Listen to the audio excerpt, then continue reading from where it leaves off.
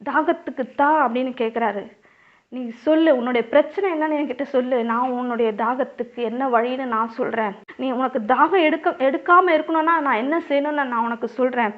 5 புருஷனை கல்யாணம் பண்ணி கூட உனக்கு தாகம் தீரவில்லை. இன்னொருத்தனை இப்போ கல்யாணம் பண்ணிக்கல, ஆனால் புருஷன் நான் போல வீட்டில் வச்சிருக்கிறா. ஏன்னா ஊர் மக்கள் எல்லாம் தப்பாக பேசுவாங்க இல்லையா, அதனால ஒரு ஆள் கூட வச்சிருக்கிறா, ஆனால் திருமணம் செய்து கொள்ளலை.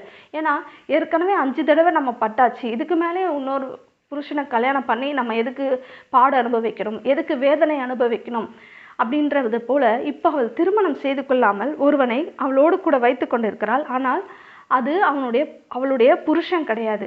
அதனால தான் இயேசு சொல்கிறாரு, நீ இத்தனை புருஷனை கல்யாணம் பண்ணியும் உனக்கு அந்த தாகம் தீரவில்லை, உனக்கு என்ன தாகம் அப்படின்னு அவருக்கு தெரியும் இல்லையா. நீ அந்த பிரச்சனையை என்கிட்ட சொல்லு, உன்னுடைய தாகத்துக்கு ஜீவ தண்ணீர் நான் தரேன், அதை நான் உனக்கு கொடுத்தேன்னு சொன்னால்